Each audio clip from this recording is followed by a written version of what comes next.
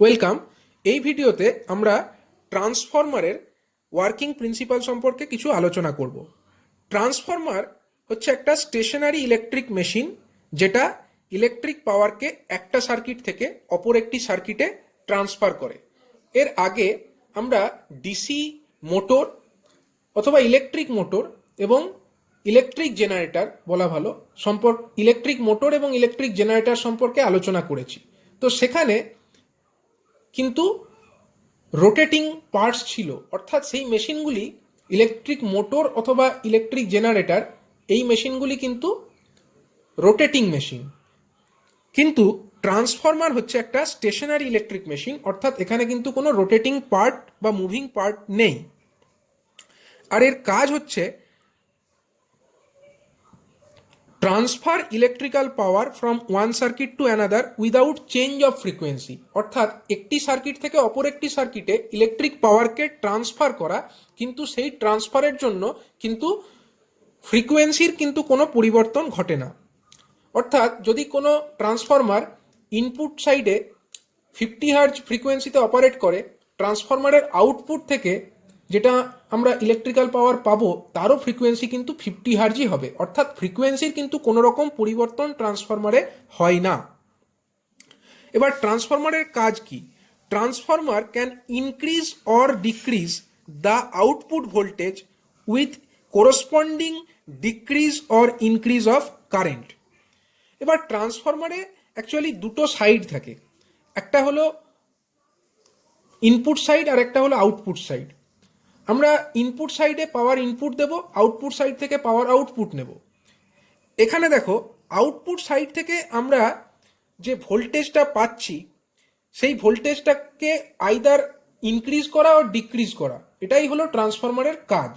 এবার যেই আউটপুট সাইডের যে ভোল্টেজ যখন সেটা ইনক্রিজ করবে, কোরসপন্ডিং কিন্তু ডিক্রিজ হবে আউটপুট কারেন্টে, এবং যখন আউটপুট ভোল্টেজ ডিক্রিজ হবে তখন কিন্তু কোরসপন্ডিং ইনক্রিজ হবে কারেন্টে। মানে যখন আউটপুটের ভোল্টেজ কমছে আউটপুটের কারেন্ট বাড়ছে, এবং যখন আমার আউটপুটের ভোল্টেজ বাড়ছে আউটপুটের কারেন্ট কিন্তু কমছে।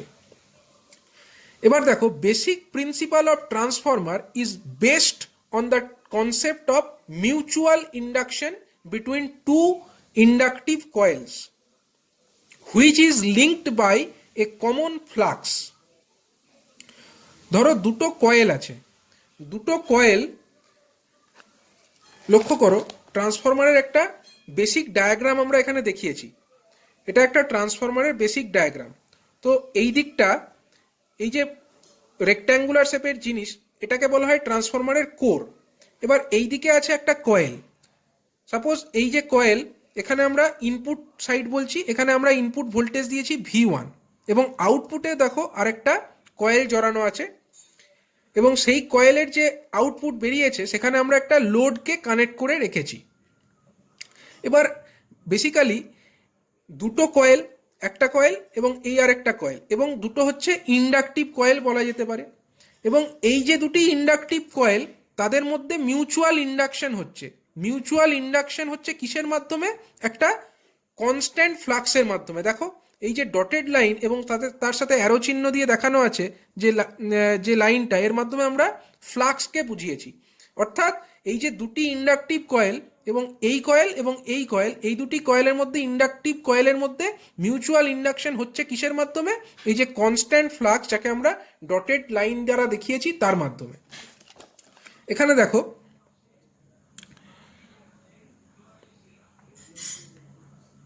the simple form of a transformer has two inductive coils which are magnetically coupled or linked through low reluctance path, but the two coils are electrically separated. The two coils are so designed that they hold high mutual inductance property. দেখো এই যে দুটি coil, এই দুটি coil কিসের মাধ্যমে linked হয়ে আছে? এই যে মেটেরিয়াল, যে রেক্ট্যাঙ্গল শেপের যে মেটেরিয়াল, এই মেটেরিয়ালটার উপরে একটা দিকে একটি ইন্ডাকটিভ কয়েল জড়ানো আছে এবং অপর দিকে আরেকটি ইন্ডাকটিভ কয়েল জড়ানো আছে। এবং এই যে মেটেরিয়াল যেটাকে কোর বলা হয় ট্রান্সফরমারের, এই কোর মেটেরিয়ালটা কিন্তু লো রিলাক্টেন্স পাথ প্রোভাইড করে। আমরা জানি যে রিলাক্টেন্সটা কি। রিলাক্টেন্স হচ্ছে ম্যাগনেটিক সার্কিটের ক্ষেত্রে যে ফ্লাক্সের ফ্লো হয়, সেই ফ্লাক্সের ফ্লোকে বাধা দেওয়ার যে প্রপার্টি, তাকেই আমরা বলে থাকি রিলাক্টেন্স। এবার এখানে লো রিলাক্টেন্স পাথ দেওয়ার অর্থ হচ্ছে ম্যাগনেটিক যে ফ্লাক্স যেটা এই দিক থেকে এই দিকে চলে যাচ্ছে, সেই ম্যাগনেটিক ফ্লাক্সকে যাতে কম পরিমাণে বাধা দেয়, তার জন্যই এই যে কোর মেটেরিয়াল, যে রেক্ট্যাঙ্গেল শেপের যে অংশ, তাকে আমরা বলি ট্রান্সফরমারের কোর মেটেরিয়াল, এটা কিন্তু একটা লো রিলাক্টেন্স পাথ প্রোভাইড করে। এবং তাতে দুটো কয়েল এমনভাবে ডিজাইন করা থাকে যাতে তাদের মধ্যে মিউচুয়াল ইন্ডাকশনটা খুব ভালো হয়। এবার দেখো, the two inductive coils are wound over a laminated core made up of silicon steel. এবার দেখো, এখানে যে কোর মেটেরিয়ালটি দেখানো হয়েছে, এই কোর মেটেরিয়ালটা কি দিয়ে নির্মিত হয়? এটা সিলিকন স্টিল দ্বারা নির্মিত হয়, অথবা এটা আরেক ধরনের কোর মেটেরিয়াল হয় যার নাম সিআরজিও, অর্থাৎ cold rolled grain oriented steel. CRGO S নামেও একে বলা হয়। সিআরজিও এস অথবা সিলিকন স্টিল দ্বারা এই কোর মেটেরিয়ালটা নির্মিত হয়। এবং এখানে বলা হয়েছে যে যে দুটি কয়েল তারা এই ল্যামিনেটেড কোরের ওপরে রাখা থাকে। এবার এই কোর ল্যামিনেটেড কেন থাকে?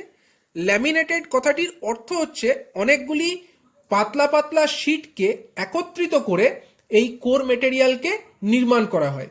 এবার এই পাতলা পাতলা শিটকে একত্রিত করে যে কোর নির্মিত হচ্ছে, এর কারণ কি?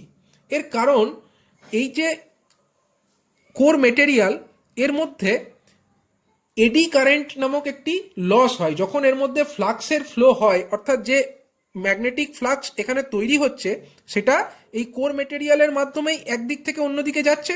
এবং এই যে ম্যাগনেটিক ফ্লাক্সের ফ্লো হওয়ার সাথে সাথে এর মধ্যে কিছু এডি কারেন্ট ইনডিউসড হয়। এই যে ম্যাগনেটিক মেটেরিয়াল বা যে আমার কোর মেটেরিয়াল হিসাবে যে সিলিকন স্টিল ব্যবহার করা হচ্ছে, তার মধ্যে কিছু কিছু এডি কারেন্ট ইনডিউসড হয় এবং তার জন্য একটা কোর লস হয় বা এডি কারেন্ট লস হয়। এই এডি কারেন্ট লসটা আমরা আগে যখন এডি কারেন্ট লস সম্পর্কে আলোচনা করেছি তখন দেখেছি যে eddy current loss is directly proportional to the thickness square. মানে যত এই ল্যামিনেটেড শিটগুলির থিকনেস বেশি হবে ততই এডি কারেন্ট লস বেশি হবে। এবং সেক্ষেত্রে যদি আমরা একটা মোটা শিটের পরিবর্তে অনেকগুলি পাতলা পাতলা ল্যামিনেশনকে একত্রিত করে একটা কোর মেটেরিয়াল নির্মাণ করি, সেক্ষেত্রে যেহেতু শিটগুলির থিকনেস কমে যাচ্ছে, তো এডি কারেন্টের পরিমাণও কমে যাবে এবং স্বাভাবিকভাবেই এডি কারেন্ট লসের পরিমাণটাও কমে যাবে। সেই কারণেই কিন্তু এক্ষেত্রে ল্যামিনেটেড কোর ব্যবহার করা হয়। এবার দেখো, now one of the coil is connected to an alternating source of supply. এখানে লক্ষ্য করো, এই যে ওয়ান অফ দ্য কয়েল, অর্থাৎ আমরা এখানে ধরেছি এই দিকের যে কয়েলটা, এই কয়েলটা একটা অল্টারনেটিং সোর্স অফ সাপ্লাই, অর্থাৎ এখানে যে V1 দেখানো হয়েছে, V1 যদি একটা অল্টারনেটিং সোর্স অফ সাপ্লাই হতে হবে। এটা সবসময় মনে রাখবে যে ট্রান্সফরমার কিন্তু অলওয়েজ এসি সিস্টেমেই কাজ করে, এটা ডিসিতে কাজ করে না। এবং সেই কারণে একটা সাইড, অর্থাৎ এই দিকের যে কয়েলটি, সেই কয়েলটিকে আমরা একটি অল্টারনেটিং সাপ্লাইয়ের সঙ্গে কানেক্ট করেছি। এবার therefore an alternating flux will be set up in the laminated core, and when flux cut across the coil induces an EMF on the coil.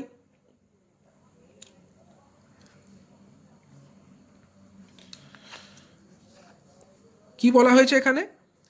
যে therefore an alternating flux will be set up in the laminated core,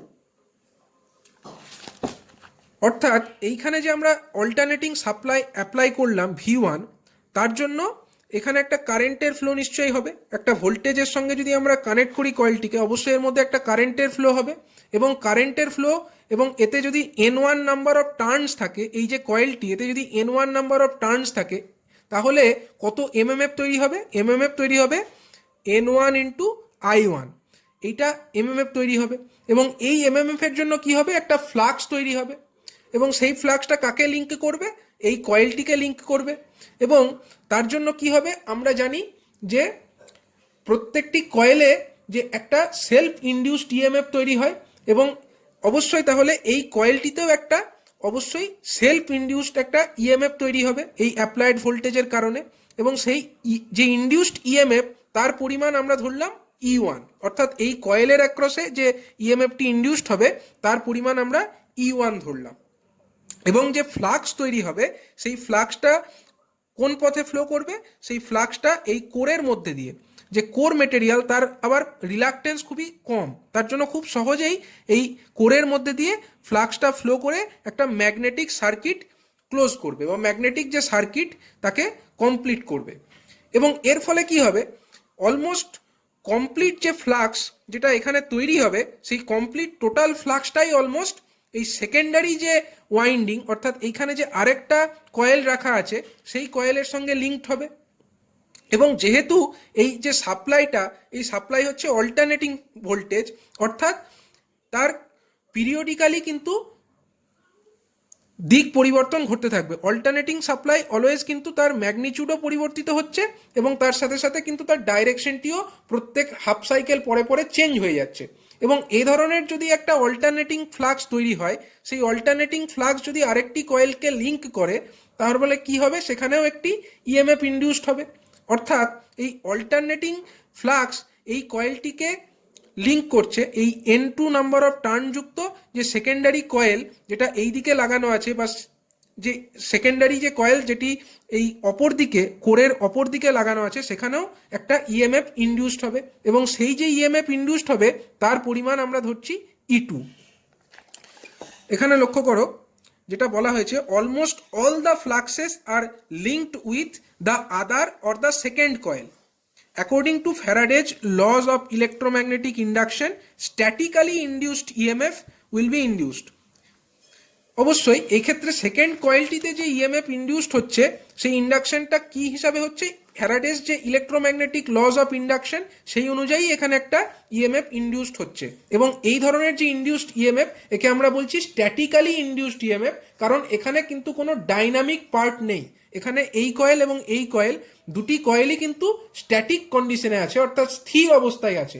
যত EMF induced হচ্ছে এই coil এবং এই কয়েলে, তার একমাত্র কারণ কিন্তু ফ্লাক্সের পরিবর্তন।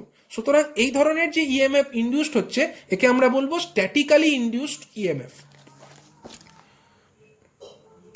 এখন দেখো, if the second coil is closed through a load, a current will flow to the corresponding coil.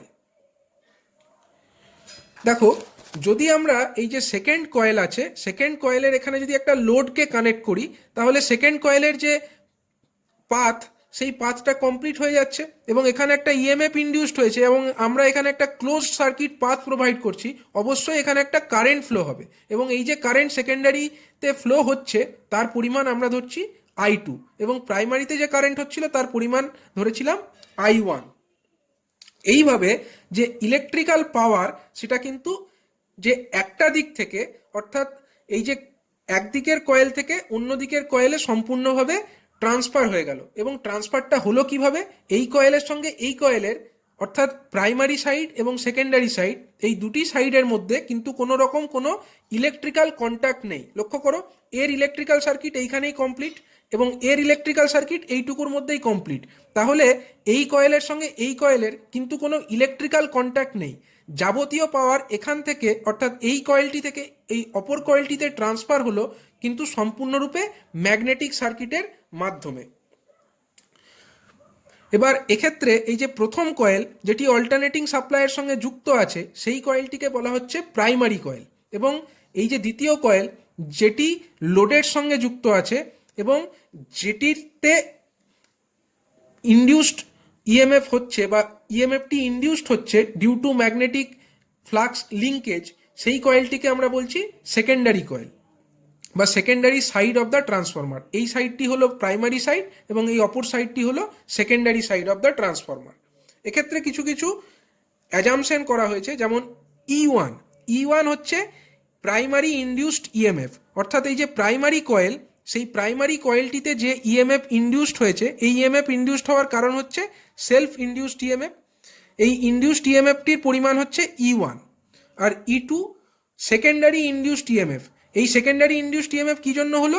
Mutual ইন্ডাকশনের জন্য। এই কয়েল এবং এই কয়েলের মধ্যে একটা মিউচুয়াল ইন্ডাকশন হয়েছে, তার জন্য সেকেন্ডারি ইনডিউসড ইএমএফ, এটা হচ্ছে মিউচুয়ালি ইনডিউসড, এর পরিমাণ হচ্ছে E2। প্রাইমারি কারেন্ট যে I1, এই কারেন্টটাকে আমরা ধরছি প্রাইমারি কারেন্ট। যে প্রথম কয়েল বা প্রাইমারি কয়েলের মধ্যে যে কারেন্ট ফ্লো করছে তাকে আমরা ধরছি I1, এবং সেকেন্ডারি যে কয়েল বা সেকেন্ডারি যে ওয়াইন্ডিং সেখানে যে কারেন্ট ফ্লো হচ্ছে তাকে আমরা ধরছি I2। N1 হচ্ছে প্রাইমারি কয়েলের নাম্বার অফ টার্নস, N2 হচ্ছে number of turns in the secondary coil. Flux যে ফাইকে আমরা ধরছি common flux in the core, অর্থাৎ এই যে কোর মেটেরিয়াল রেক্ট্যাঙ্গুলার শেপের, তার মধ্যে যে ফ্লাক্সটা ফ্লো হচ্ছে, যেটা কিন্তু প্রাইমারি এবং সেকেন্ডারি দুটোর জন্যই কমন, সেই ফ্লাক্সটিকে আমরা ফাই দ্বারা ডিনোট করছি। এখানে V1 হচ্ছে অ্যাপ্লাইড অল্টারনেটিং ভোল্টেজ। এটা সবসময় মনে রাখবে যে ট্রান্সফরমারের ক্ষেত্রে কিন্তু অবশ্যই অল্টারনেটিং ভোল্টেজই অ্যাপ্লাই করতে হবে। এবং V2 হচ্ছে এক্ষেত্রে লোড ভোল্টেজ, অর্থাৎ এইখানে সেকেন্ডারি কয়েলের অ্যাক্রসে যে লোডটি কানেক্ট করা হয়েছে, সেই লোডের যে দুটি টার্মিনাল, সেই টার্মিনালের অ্যাক্রসে যে ভোল্টেজ পাওয়া যাচ্ছে তার পরিমাণ হলো V2। এবার ট্রান্সফরমারের যে কাজ, অর্থাৎ আউটপুটের ভোল্টেজটাকে কমানো এবং কমানো অথবা বাড়ানো, সেইটা কিভাবে সম্ভব হয়, সেটা কিভাবে সম্ভব সেটা যে রেশিও দ্বারা ডিনোটেড হয় বা যে রেশিও দ্বারা নির্ধারিত হয় সেটা হচ্ছে turns ratio. Transformer turns ratio বা ট্রান্সফরমেশন রেশিও একে বলা হয়ে থাকে।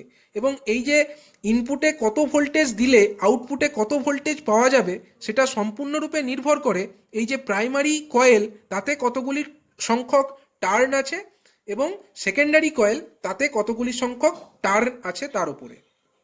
এবং এই যে রেশিও, সেকেন্ডারি কয়েলে কতগুলি সংখ্যক টার্ন আছে এবং প্রাইমারি কয়েলে কতগুলি সংখ্যক টার্ন আছে, এই রেশিওকে বলা হয় ট্রান্সফরমারের ট্রান্সফরমেশন রেশিও। এবার এই ট্রান্সফরমেশন রেশিওকে কে অক্ষর দ্বারা ডিনোট করা হয়। কে ইজিক্যাল টু আমরা লিখতে পারি, দেখো কে ইজিক্যাল টু আমরা বলতে পারি number of turns of the secondary coil মানে N2 by number of turns of the primary coil N1। অথবা এই টার্নস রেশিও বা ট্রান্সফরমেশন রেশিও এটা কিন্তু যে আমার সেকেন্ডারি ইনডিউসড ইএমএফ এবং প্রাইমারি ইনডিউসড ইএমএফ এই দুটি রেশিও দ্বারাও নির্ধারিত হতে পারে। অর্থাৎ কে বা ট্রান্সফরমেশন রেশিও একে আমরা E2 বাই E1 এটিও লিখতে পারি।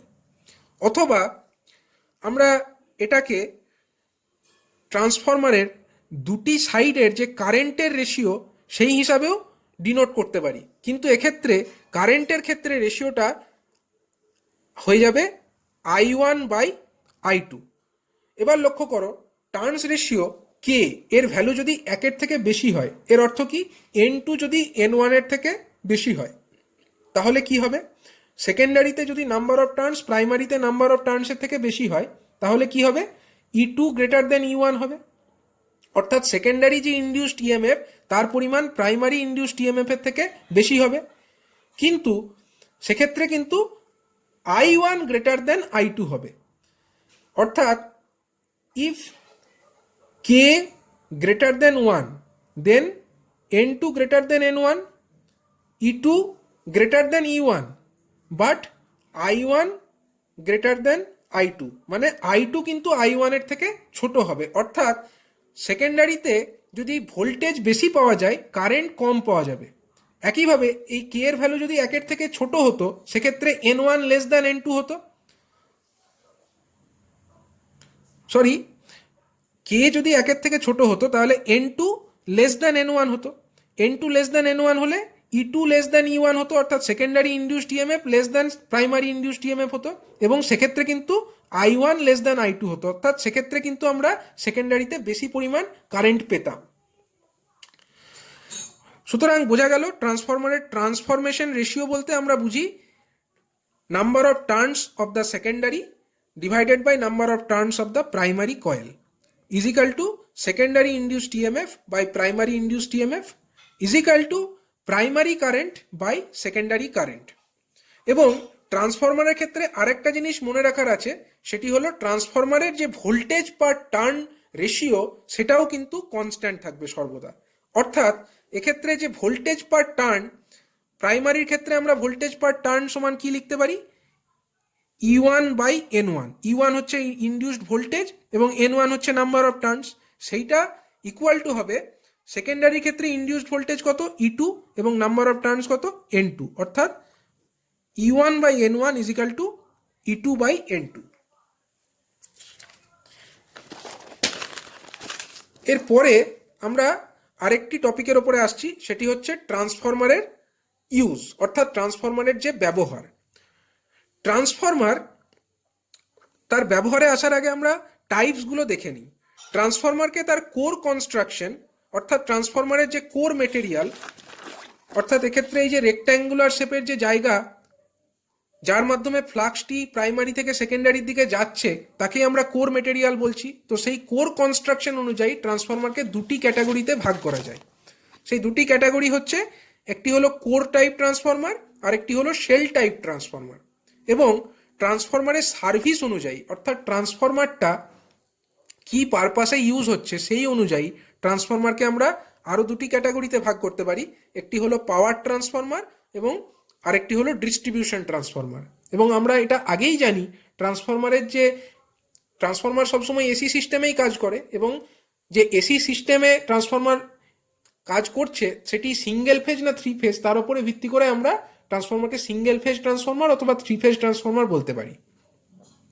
এবার ট্রান্সফরমারের ইউজ বা অ্যাপ্লিকেশনে আমরা আসছি। তো এইখানে দেখো, সার্ভিস অনুযায়ী আমরা দুটি ক্যাটাগরিতে ভাগ করেছিলাম, পাওয়ার ট্রান্সফরমার এবং ডিস্ট্রিবিউশন ট্রান্সফরমার। এবার এই যে পাওয়ার ট্রান্সফরমার, সেগুলি জেনারেটিং স্টেশন, অর্থাৎ যেখানে পাওয়ার জেনারেশন করা হয় সেখানে, অথবা সাবস্টেশন যেখানে ভোল্টেজ রেশিওকে স্টেপ ডাউন করা হয়, সেই সমস্ত যে স্টেশন সেইগুলিকে বলা হয় সাবস্টেশন, সেখানে এই পাওয়ার ট্রান্সফরমার ব্যবহার করা হয়। আর যে ডিস্ট্রিবিউশন ট্রান্সফরমার, সেটা হচ্ছে বিভিন্ন কনজিউমার, অর্থাৎ যে গ্রাহক, বিদ্যুতের যে বিভিন্ন গ্রাহক, তার মধ্যে ডোমেস্টিক গ্রাহক হতে পারে বা বাল্ক কনজিউমার হতে পারে, এই বিভিন্ন রকম যে বৈদ্যুতিক গ্রাহক আছে তাদের যে বৈদ্যুতিক পরিষেবা দেওয়ার জন্য তাদের প্রেমিসেসে বা সেখানে আমরা ডিস্ট্রিবিউশন ট্রান্সফরমারের ব্যবহার দেখে থাকি। Distribution transformer use to distribute electrical power to different consumers. এবার দেখো, আরেক ধরনের ট্রান্সফরমার হয় ইনস্ট্রুমেন্ট ট্রান্সফরমার। ইনস্ট্রুমেন্ট ট্রান্সফরমার আবার দু রকমের, সেটা হচ্ছে একটা কারেন্ট ট্রান্সফরমার এবং আরেকটি হচ্ছে পোটেনশিয়াল ট্রান্সফরমার।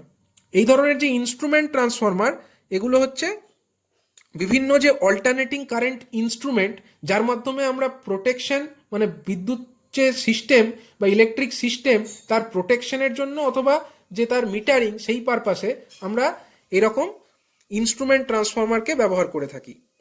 এছাড়াও অটো ট্রান্সফরমার নামক একটি বিশেষ ধরনের ট্রান্সফরমার, তাকে আমরা এসি মোটরের, অর্থাৎ এসি মোটর বলতে আমরা যে ইন্ডাকশন মোটর অথবা যে আমাদের